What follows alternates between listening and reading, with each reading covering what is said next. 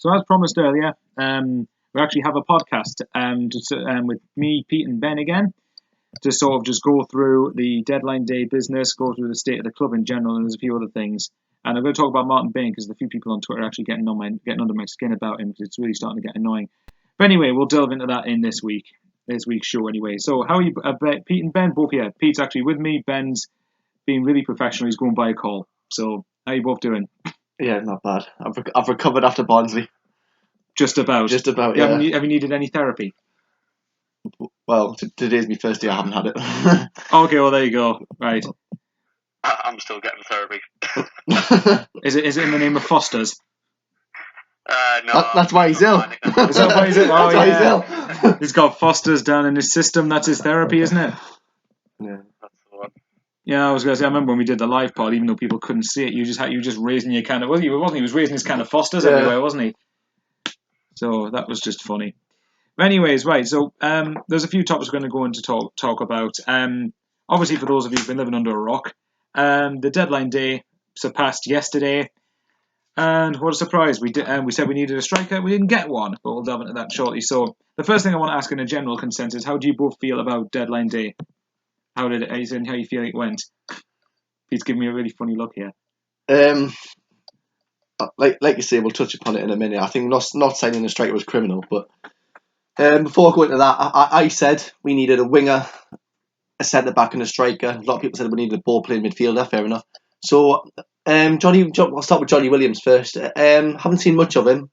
I think for this division, I think he could do quite good for this division. Obviously, I don't know, like based on what Crystal Palace, I haven't seen much of him. Based on what Crystal Palace fans have said, he's very good on the ball, good technically, likes to tackle, works hard. So obviously we haven't really got a ball playing midfielder at the moment. McManaman, another winger, apparently. I've seen McManaman. I like McManaman myself. Quick, direct, likes to run with the ball. Hopefully, can rekindle some of his former goals. And Wilson, I haven't seen Wilson play really. Another centre back, so I suppose you can't complain. A centre back from the Premier League, so I suppose you can't complain too much. But yeah, I think the three players that'll improve the team. Wilson can't be worse than Dilabodji, can he? Yeah, I mean, it doesn't really take much to be better, but he couldn't be any worse. I think to how much they can improve the team, I don't know, but I think McManaman and Williams will be the two that be instrumental this season. But even if Wilson, I mean, I'll let Ben talk in a minute. But even if Wilson didn't start in the team, it's just a case of that you need the squad options, don't you? Yeah. And you need them in there. So, and if one or two injuries happen, then we're buggered. So, right, Ben, go on. Let free your emotions for deadline day then. Yeah, it was a disaster, like, for me, because I thought, like Pete said, we needed a striker, and to be honest, I wouldn't have even bothered signing these three players if there was money on the table to get a striker. Like, I don't see why we've spent money on these players. I really don't, because in midfield we've got plenty of centre midfielders, haven't we? Rodwell, Endong, Catamol. I'm probably most happy with Wilson, with Dilabodji going, if I've got to pick one. Dilabodji's useless anyway, so thank God he's gone. That's an understatement. Where's he gone? Where has Dijon, he gone? I think. Is he pronounced Dijon? Or yeah, Dijon? it's just a mustard company. Mustard, yeah. Yeah, they're working in France. I'm glad we don't have to put up with him anymore. For a year, and then we're going to have him next year and struggle to offload him again. Yeah, so I'm happy with Wilson. I think he's a good, solid player. Manaman, I'm not too sure on. He's out of favour everywhere he goes. What I've saw, anyway, So, not sure on Manaman. Williams, haven't saw Williams play a lot, but I'm just looking at his record here. He was at Crystal Palace for, I think, 5 years, and he had 5 loan deals. So that tells you he's well out of favour at Palace. So we've probably just added more shit to the shit we've already got. So yeah, I'll start something here. I think with Williams, to be fair, if we were in the Premier League, I would probably agree with what your point is. I think that with Williams, I mean, I know he's good on FIFA, but I don't know what he's like in real life. I haven't seen him play. Apparently, he's loved by quite a lot of Palace fans, or at least I think from someone said on Twitter that apparently he's got quite a popular reputation at Palace. As far as you mentioned earlier that we've got a load of midfielders. That, to a point, I agree with, but they're all very different. Yeah, but they're very. I can't name one of them that's very forward thinking. I mean, Ndong probably at most, but even then like Pete said in previous videos and previous pods, he pretty much like wins the ball, gives it away, wins it back, tries like hell to win it back, and then gives it or passes it away again. So I can't see any of them being very forward thinking. So I think Williams could offer something there. As far as Mark Wilson goes, I think he could definitely be a useful option. But I mean, I think he was at Stoke. Correct me if I'm wrong, either of you. But I think he was at Stoke a year ago. Went to Bournemouth for like $2 million, I think it was. Then was on loan at West Brom second half of last year. So I know West Brom, I think, were trying to get him, I think, at one point. But either way, we've got him for free, so can't really complain if it was for free. And likewise, McManaman, I think he was for free, if I remember rightly. I think he'd be very good. Yeah. Right, well, clearly we're going to have a disagreement. You two are going to have a disagreement here. So go on, have a full-blown fight on here. This is going to be really good content here. Oh, no, I can see Ben's point for McManaman and Williams, because, I mean, they also, what we'll touch upon as well, no one's mentioned it yet, I think Williams is quite injury prone. So, right, that's it. Okay. He'll fit in well. I think Williams is very different to Catmull and very different to Ndong and very different to Rodwell and Gibson as well. So I think he'll start at the point of the three, if they play 4-3-3. And I think McManaman's very direct, very quick. But he's another one. He hasn't done it in a while. Like he said, he's been out of. Say what Ben said about Williams, I'm going to say about McManaman. McManaman's been out of favour at a couple of clubs. I just hope he can rekindle some of his old form we showed at Wigan. Remember, like the only thing I could I could take away from the fact, and Ben's probably going to throw things at the screen here, but I think McManaman, when his last full season at Wigan was the year after they got relegated and they made the playoffs, I think. Now, bearing in mind that was 4 seasons ago, so I don't know what it's going to be like. What it'd be like now, but for free, I don't think we can really complain too much. I mean, Williams is only 23. McManaman's not old either. I don't know, 26, I think. Something like that. And Mark Wilson, I think, like 30, isn't he? Something like 29, born on 30. None of like our normal retirement home signings. I think they're all players that'll improve us. I really honestly do. Go on then, Ben. Why do you think none of them will improve us and will be a hand in our relegation to League One? Let's get this straight. I don't think we're going down to League One. No, I was just saying that. I was saying that to try and annoy you, actually. I'm not biting today. Okay. But yeah, I just think it's just they're not an improvement to what we've got. And when you go out in the transfer market, you should always be looking to improve your squad. Obviously, that'll lead us on to the whole debate of Martin Bain and Ellis Short and the rest of the idiots behind the club. But McManaman's not an improvement. You know, he's been out of favour. I'm just looking at like Johnny Williams' his career here, and you're saying, going back to the point of, yes, he's been out on loan, but he's been at Palace and wearing the Championship. Fair enough. But not one of these teams has attempted to buy him back. Injuries, I'd say. But what impact has he had at other teams? Very little, especially like you say, Pete, if he's injury prone. That's his downfall, yeah. Yeah. Are we getting our hands on another Rodwell? Just injury wise. Well, to be fair, we've only got him for a year. To be fair, where lucky is, I mean, Williams is loan, Wilson was free, and McManaman was a really small fee. Do you know what I mean? So, for that, I don't think you can. I sympathise with like Grayson and Bain because they're working with absolutely nothing. Like, I mean, anyone who was expecting big players to come in was obviously an idiot. But I was kind of disappointed that we didn't get a striker. I would have took one striker over getting these 3 players because that's where our we needed it all. We needed it all, but we'll talk on this point later in the finances. But I can't as far as my thoughts on the transfer dealings, I can't ignore the fact that not getting a striker, I think, will prove costly. If we want to aim, I mean, I think Bain said somewhere himself that the aim was to get promoted. So, was it you told me that? I think Bain said, someone said somewhere that Bain's aim was to get promotion. Well, in order to do that, you'd have to go out and get a 20-goal season striker. That's one area where, and I'm a Martin Bain fan, by the way. I don't know what you two are, but I'm guessing you both are, or certainly more sympathetic towards Bain than a lot of people seem to be for some reason.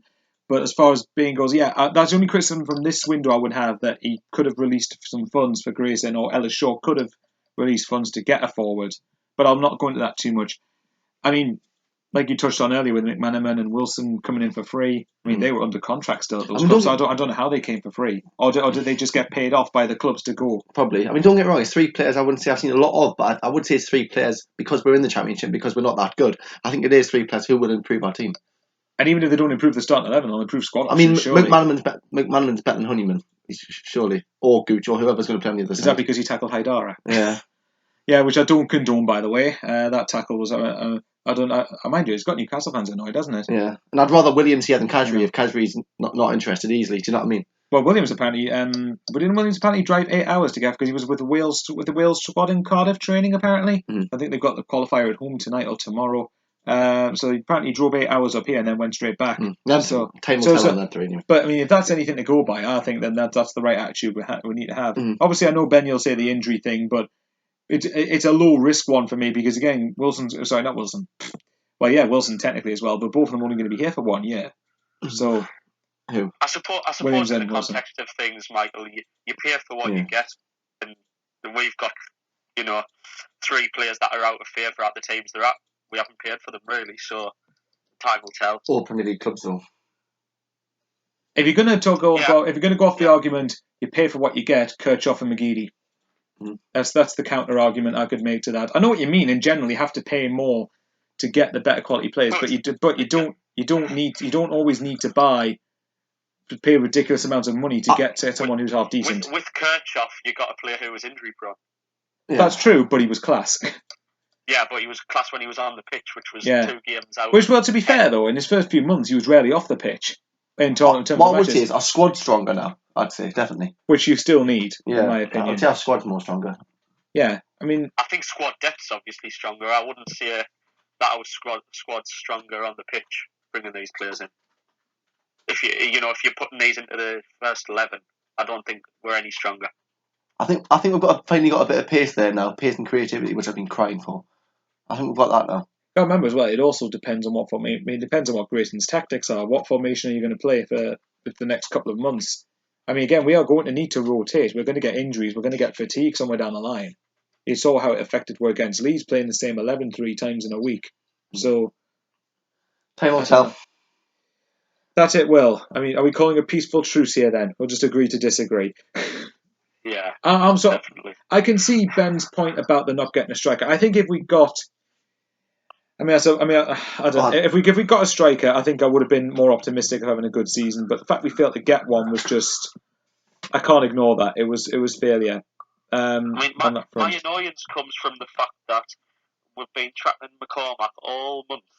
To then get down to the last day of the transfer window and it falls through by Villa, and then to be told by Bruce and Villa, we can't sell to a rival. So surely somewhere in the head of Martin Bain should have thought, maybe that's not going to go through. Let's move on.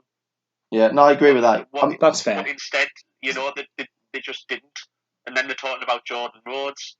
Rhodes was never going to come here anyway. We couldn't afford him.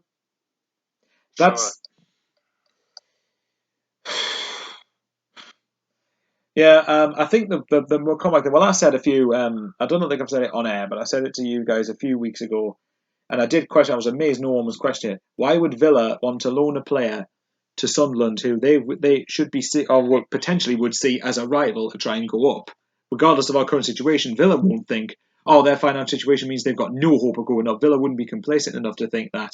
So I would just think, if they were going to loan, why would they want to loan him to? I just didn't see why on earth it happened. But oh my god, it is annoying.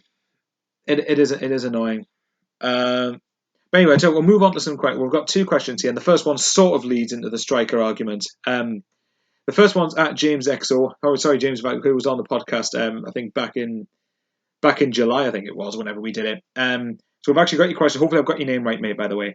He says, and I think you two are going to answer this one, will we regret not signing Ross McCormack / another striker? Also, do you think Vaughan and Graben will be enough? We'll start with the first one. Do you think we will regret not signing another striker? Or whether it be McCormack or whoever? Yes, massively. Yeah, I'd say so, yeah. Because you could see at Barnsley, we had nothing up front. We're toothless up front. We couldn't even get over our own half. That's where I hope... that's where I hope like the players were saying like the wing like McManaman and Williams will help us. It's a name and a half, isn't it, McManaman? I don't mean they'll help us as in terms of goals, but I mean help us as in bit of creativity in the final third.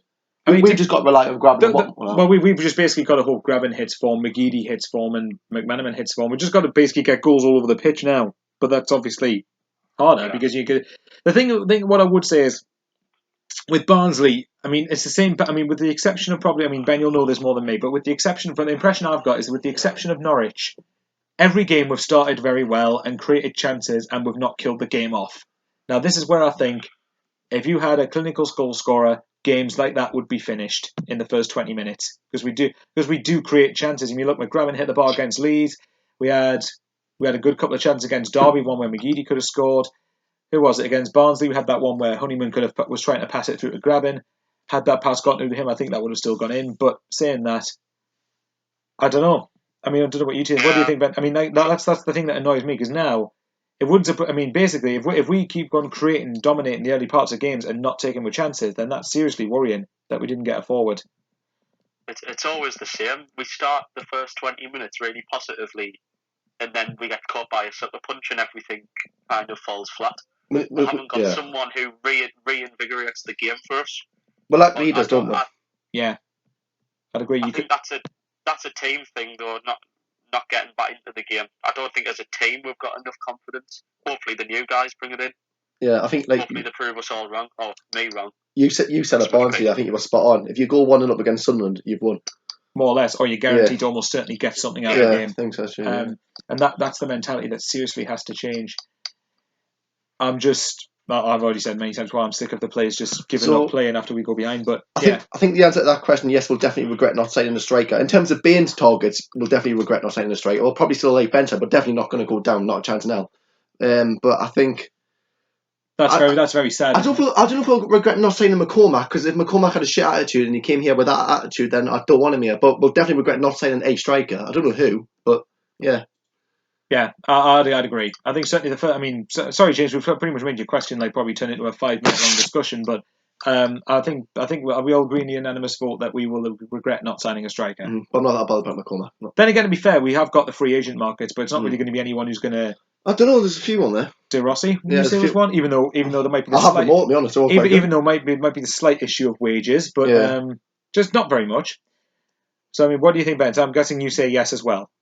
Yeah, I agree. Yes. Okay then. The second part of James's question, which I think we know the answer to already, but we'll ask it anyway. Also, do you think Vaughan and Graben will be enough? It's similar to the first question. No.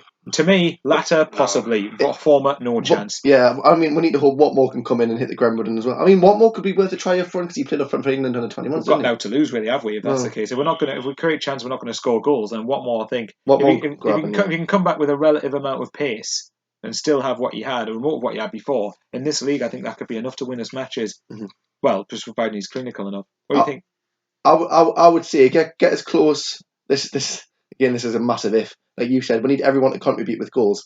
If by January the 1st, if we're in, we won't be. Well, we might be. Say if we're in the hunt of the playoffs. Say if we're like 5 points, half a dozen points. If it's not too much and the gap's not too ridiculous, get a striker in January. Then you think, well, you never know. But we needed to get one. I'll let Ben say his point in a minute, but do you not think the counter argument is that Bain and Shaw could think, oh, well, we've got this far without a recognised striker, we don't need to get anyone else. Mm-hmm. That's the counter, it could be thought of either way. Mm-hmm. Yeah, I agree with you there.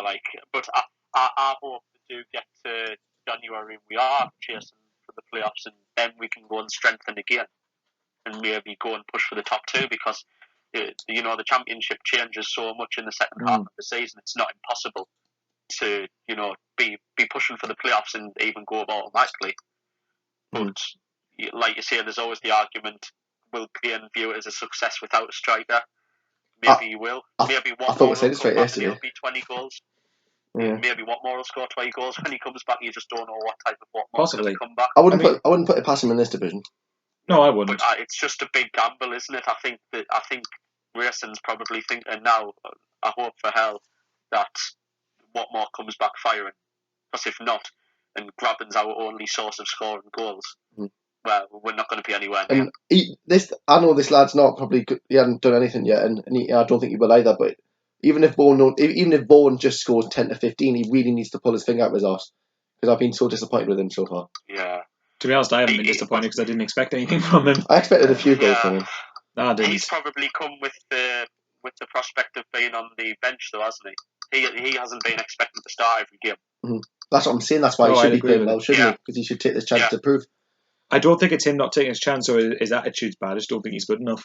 And I'm usually, and that's usually that. And for me, that's usually quite a big thing to say because I'm usually of the opinion that players can do better, they just don't. Whereas I think Vaughan's when we got him, I just thought, for me, I've said before, Vaughan for me is someone who you bring off the bench when you're winning a game, holding a lead, do the ugly side of the game. I don't see him as any source of goals whatsoever, personally. No. So, I mean, who knows? Maybe he'll hit 25 this season and I'll be proven wrong. I don't know, but I very, very much doubt it. I didn't expect anything from Vaughan. I mean, if Graben I think could be enough, but the thing I would say with Graben is he probably needs about 3 or 4 chances before he puts one in the back of the net. So, but at the end of the day, we're just going to have to hope that everybody clicks and just everybody just contributes with each other. I mean, you mentioned Watmore, the firing thing. I'd hope so, but I'd be very surprised if Watmore came in and the first game that he started in, he starts to fire on all cylinders straight away. It'll take him a bit of time to get back up to match speed, I think. Of course it will. Yeah, and the only asset he really had before he got injured was his pace, because he couldn't pass because he wouldn't get his head up, and he didn't score that many goals. We used him in the Premier League to make up ground in the opposition half. Which, to be fair, he did do. But... He did it very well at times. Yeah. But he needs to add more to his game, or else he's in the championship. Sorry to interrupt. In the championship, though, I think he could.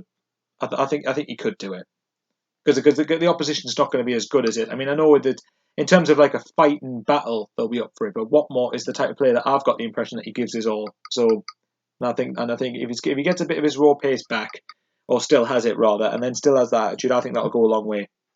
That he could. I'm looking forward to seeing him come back. I can't wait to see him back. No, neither can I.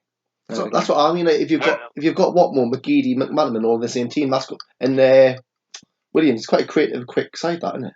It should be enough to break down a lot of defences, really. It should be, yeah. But like Ben said, it's just all of them gelling, isn't it? But you would fear for us, though. Again, this goes back to the striker thing that if you had Vaughan if you had Vaughan on the end of them, you were creating a lot of chances, and Vaughan was the striker you were aiming for. Mm-hmm. You would say opposition are going to keep a clean sheet here. You're not going to score. This point's probably completely invalid because we haven't got the money to do it. But I would have even put the money for. I would have had the 3 players that we got yesterday because, like I said, it didn't cost a penny. Well, maybe McManaman did, whatever. But I would have put a lot of money on. I would have tried and gone for Gale yesterday. I would have tried and put some money aside and went for Dwight Gale. I would have done, but the difference is Newcastle probably would have risen the feet like 25 million or so because of the rivalry sort of thing. What would you think, Ben? Would you have gone for Gale if we actually, for a very, very hypothetical moment, assume we could have had the chance to get him? Hypothetically, yes. But realistically, obviously, Pete's just explained why it would never happen. But yeah, I think he's obviously shown that he's a goal scorer in the Championship. So yeah, of course I would have, yeah. Fair enough. I mean, I would have probably had him. I mean, Jordan Rhodes, like I said, that's I think I would have just gone for him as well. But I tell you what, we'll move on to the next topic. We'll try and talk a little bit about the finances. So the second question is at Green Raz, and he's put, now I'm interested to know what you two think about this, and especially from Ben's point of view. Do we seriously have no money at all? What happened to the 100 million Prem money? What happened to the 30 million we got for Pickford? I'll quickly start this one on. The debt. Simple answer. There you go. Well, I think it's quite obvious where it's gone, to be honest. Like you say, we're still paying off a lot of clubs.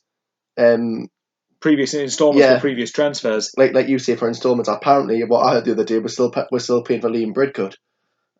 Christ, it's that bad. We're still paying for. I think we're still paying for Ndong. I think we're still paying Liverpool for Barini. I mean, yeah, that tells you why. And then I'm trying to think what else.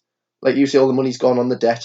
We've spent 8 million on Dillaborgi. You had 10 on Rodwell. We've wasted a lot of money on a lot of shit, really, and it all adds up. But mainly the instalments. I mean, look, 10 million for Alvarez.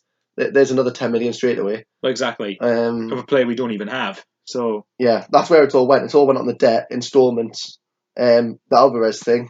And isn't this still? I think we've got a bit. I think we have got a bit in the bank that we haven't touched. I think.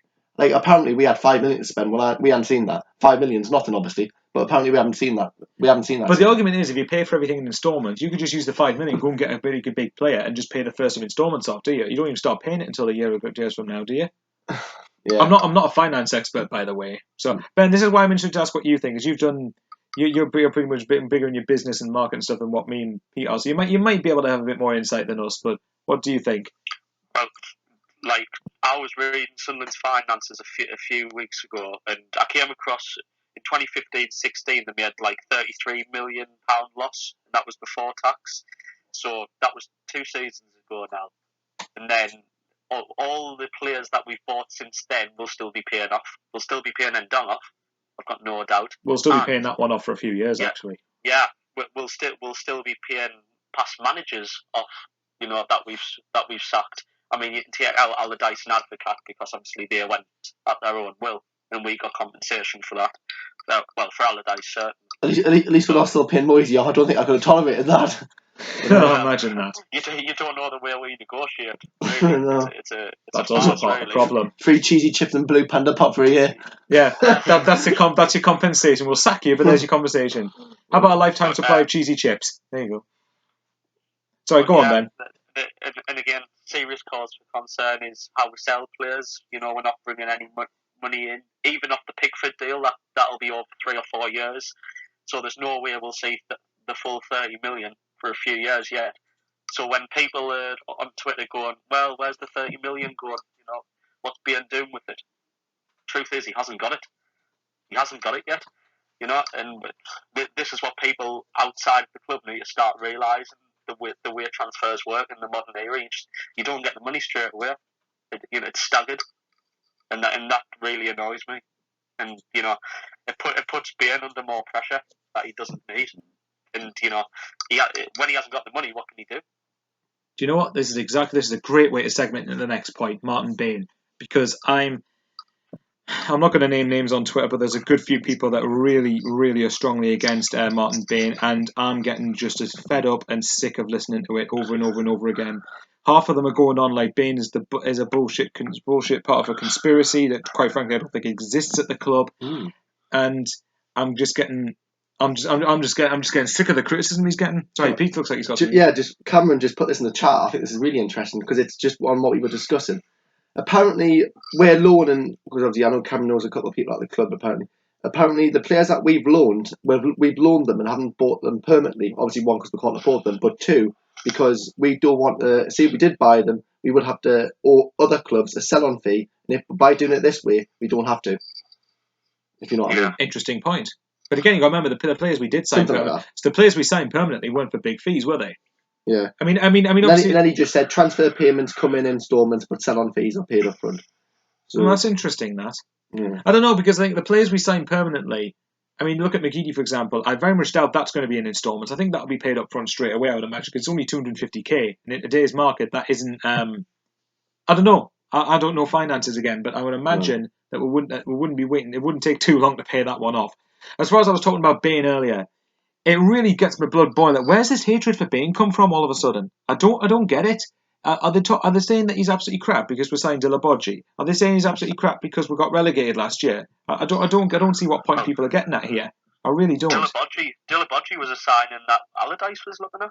Yeah, apparently. So if that's the case, then go and criticise Allardyce. He would have been mint. Probably would have been mint. Allardyce. Imagine Allardyce's face on the touchline if Dillabodji was doing his usual match antics. I'm more 60-40 in respect of what Bain's done. I mean, that is what we're talking about, the subject, isn't it? Yeah. Let's just be clear. Like the Dillabodji thing's probably because he's the one who. He was here when that deal happened, wasn't he? What, the Dillabodji? Yeah. I think so. Yeah, but how much of a factor did Moyes have in that, though? This is the part of the problem. We don't know what goes on in terms of we're second guessing what goes on because we don't know for definite what goes on. But I mean, if you take either way, Martin Bain's the one who deals with how much we spend and all that. So 8 million, I think, is ridiculous. I think, Ben, I don't know what you think of this. I can understand a lot. Sunderland. I had a massive problem with Sunderland selling some of these players on loan. But the more I think about it, the more I read, I can understand why we haven't sold Kasri, because apparently no club wanted to pay for Kasri permanently. But next year, if Kasri does well at where he is now, this team, Rennes, whatever they're called, might be willing to pay big for Kasri, as the same for Lens and Besiktas. They might be willing to spend big. Do you know what I mean? So I suppose in one way, at least we're not rolling over and accepting any price kind of thing. We're thinking about the bigger picture, if you like. Yeah, I see what you mean. I suppose it's like selling a taster, isn't it? Mhm. You know, with like Casri and Lens and stuff. It's like selling a taster. If they do well, you can have that for such a price. But yeah, it's all a big gamble whether they do well or not. I don't At least understand the they're not Lens here. one. At least they're not here. Yeah. That's the positive. I can see that. Yeah, that's a good point. It's the bad apples out the club, isn't it? Yeah, exactly. But the argument I would think that, as far as finance goes, and this is probably me being way off the mark here, but the argument I would make is, you're bearing in mind we've got no money now, right?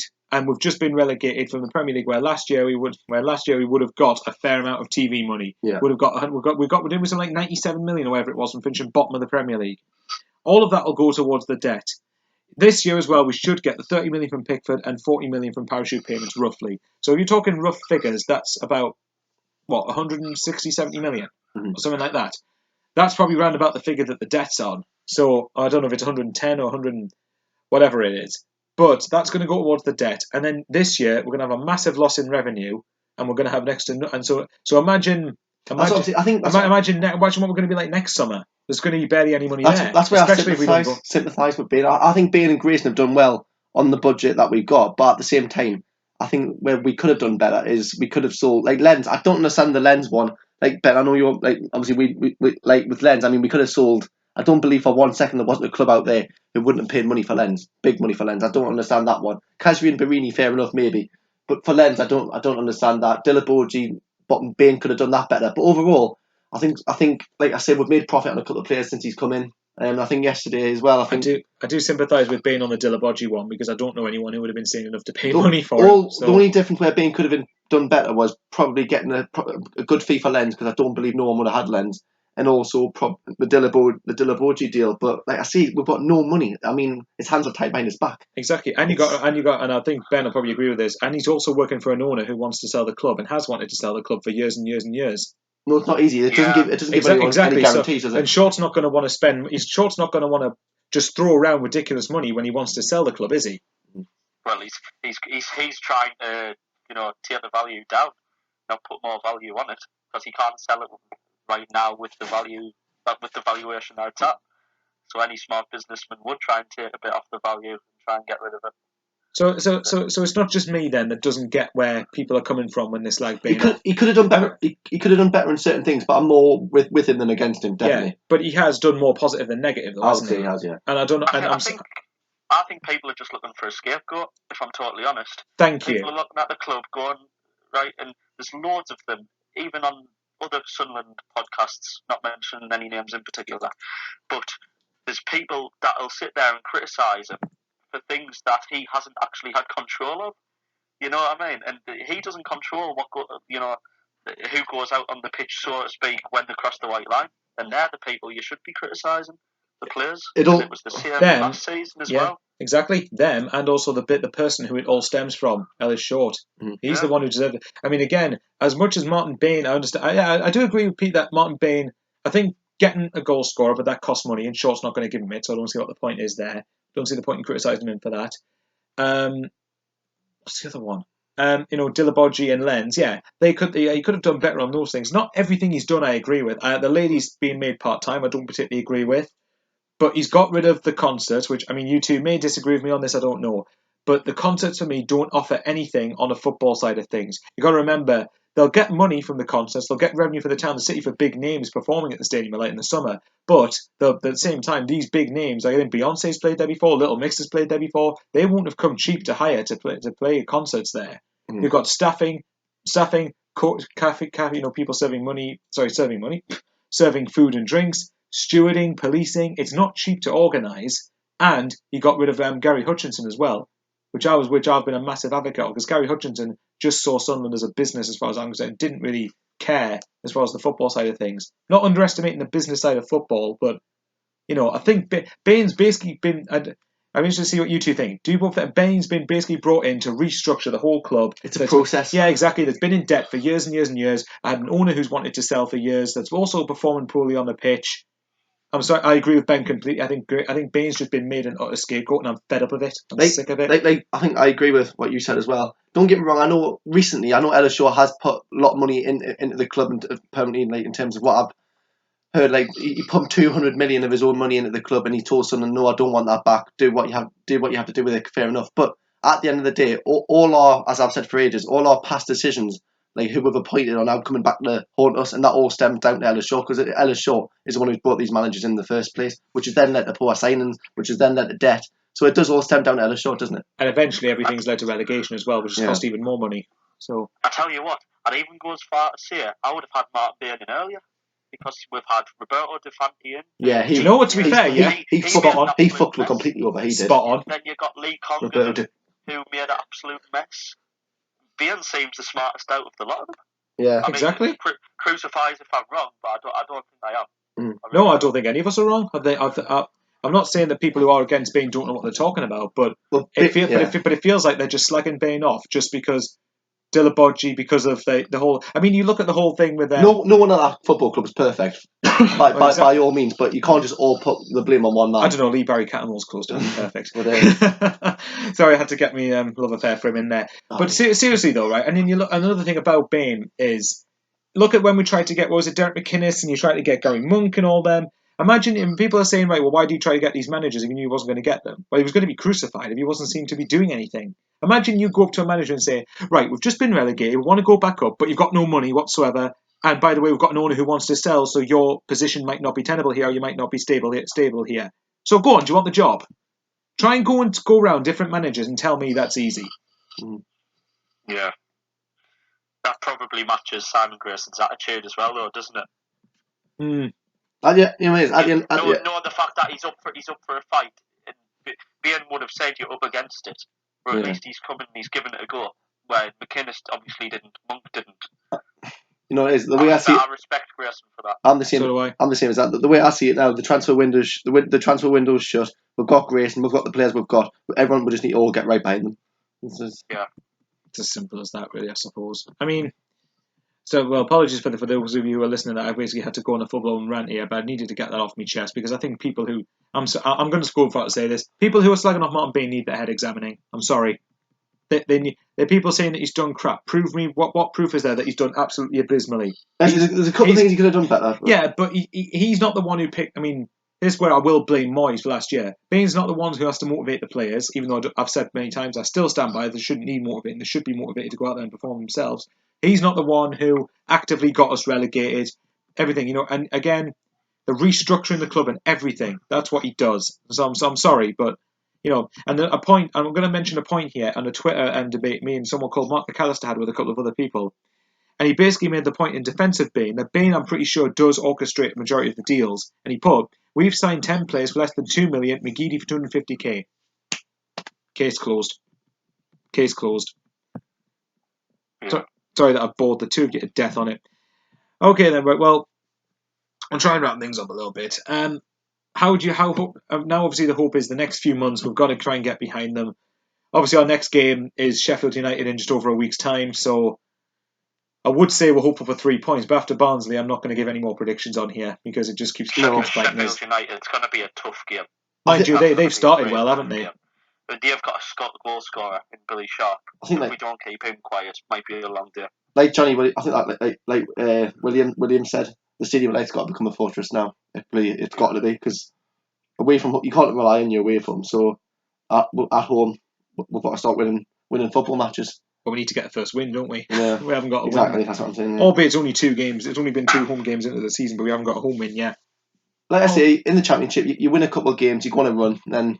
You are in the mix, aren't you, mind? Mm-hmm. If you win a couple of games, the Championship's ridiculously open. The only thing I would say is we're 10 points behind Cardiff. Yeah. Sorry, 10 points behind. But I mean, you could say credit to Cardiff. 2 months' time, Cardiff could be 10 points behind us. It changes just like that, so it's. I don't know. We'll have to wait and see. I mean, you're both going to the Sheffield United game, aren't you? Yeah. So I'm looking forward to it. Yeah. I'm looking forward to it. I think it'll be nice just to. I think now that the transfer window is over, I think it'd be nice just to concentrate on the football again, because I think a lot of people go on about transfers like it's coming of Christ pretty much, and albeit it's a big part. It's a big part of football, trying to improve your team and everything, but it's not the be all and end all really. Mm. What do you think, Ben? What are your hopes are for the next few months? Just stay in contention. Don't get cut adrift. And hopefully get a few positive results at home. We need the home form pick up, just like you were saying, really. I Beat at home. Yeah, I agree with that. I don't know if I'm being unrealistic with what I'm about to say here. Really, it shouldn't be, but it just came down. But like Ben said, we need to be as close. I know we haven't got a goal scorer, but still, we need to be as close as we can to 6th place by the time January comes. As soon as that window opens, get a forward in. And actually, we haven't touched the point on this. We need a free agent. You what, sorry, Ben? I agree 100% with what you've just said there. Yeah, yes. Yeah. We need a free agent, though. And not anyone. We need a free... You know what it is? We need someone... I know people's going to say you only scored 3 goals, but we need someone who will make an impact straight away, like an HB did kind of way. Even if that's not putting the ball in the net, at least holding the ball up and bringing everyone into the... But even if you offer something for just like a couple of months, you know, it's not... There's a lot out there. There's a lot of forwards out there. I've seen them all. There was a lot. For free, I'd take a punt on Ricky Lambert, personally, but, you know, it depends. I'm just looking at the table now in the Championship. I mean, we are 4 points off the playoffs. So the next 5 games aren't exactly... Well, who's our game? What's our games in September? It's Sheffield United, Nottingham Forest. I'm sad that I've asked this and I probably know this. Sheffield United, Nottingham Forest at home, Hull away. I think it's Cardiff at home after that, and then I think I'm not counting Everton Cup game, and then Ipswich and Preston away. Yeah. Do you look at anyone in there that's... I mean, Cardiff obviously top of the table, fair play, you can't knock them for that, but I look at the majority of those teams and I think Sheffield United had a good start, but winnable. Forest, same. 3 things I would say about on them 5 games. I hope Barnsley's will woke all the players up, and I hope they all realise they're not going to have it all their own way. I hope Watmore McNair and the 3 lads that came in yesterday can all give the team a massive lift. And like I say, like you just said yourself, Cardiff in there, Hull, they'll be hard games as well. So we need to win the next couple of games. Big month for us, September. Yeah. I mean, we're playing a few. I mean, I look at Cardiff, Ipswich, Sheffield United, Nottingham Forest. We're playing 4 of the top 6 as it currently stands. Obviously, but it's only 5 at games least 10 for me. That's how many points we should be targeting. Yeah, I probably agree with that. Not because of them teams. No, even if we were against Villa, Middlesbrough, we need, regardless who we play, we need 10 points in the next 5 games. Anything less. The squad's going to be proper stretched in September. And forget the cup. Yeah. Forget the cup. And this is me saying this. Forget the cup. Play the kids against Everton. Yeah, that's another point. We need. We've got, I think it's a good midweek games for the next few weeks. I mean, obviously next week we've got off good, but players will be on international duty as well. Yeah, please don't get injured. That Williams will probably get injured for Wales tomorrow. Out for the season. Yeah. That'll be just Sunderland's luck all over. Yeah. And honestly, would be. I mean, the next few weeks afterwards, we've got. Hopefully, the signings will give everyone a lift, like a bit of a more of a. I know Ben's like, well, hasn't done it with me, but I hope. Well, technically, Ben, your expectations should. I tell you what, to be fair, then, if you're not expecting much, it should be easy for them to try and lift your spirits, then, wouldn't it? Yeah, it should be. Yeah, I mean, I think most of my frustration and disappointment comes from not getting a striker. Yeah, massive. I think if you analyse those deals on their own, I think they are good deals for the price we've paid for them. I know, obviously, you can say paid what you get. We've done that already, but what considering the final thing on that is that I think considering we got 10 players for less than 2 million, yeah, maybe a bit more if you count loan fees, but I think Grayson and Bain as well. I think both of them have done very well in that respect, especially given what they've had to work with. So yeah, I don't think they could have done a lot more with what they've got to work with, to be honest. That's fair enough. Right, any other points you two want to make before we wrap it up? No, not really. Nah, just like being a Sunderland fans, like hitting your head off a brick wall most of the time, but I'm sure we can all relate to that. Yeah, well, especially when Dillaboji plays. But no, I'm not going to talk about him. He's not here for the season. All right then, guys. Well, thanks for listening. England. Just yeah. After they had half a hand in us being relegated last summer, not fully, but it was the tip of the iceberg, pretty much. Right, guys. Thanks to the two lads, Ben and Pete, again for coming on. Feel free to send questions feel free to like, comment, and subscribe. I haven't said that in a while, actually. And also feel free to send questions in the comments if you want for future pods and future videos, just to see what you want us to talk about. Hopefully you've enjoyed this one. And how are the lads until January? See you later.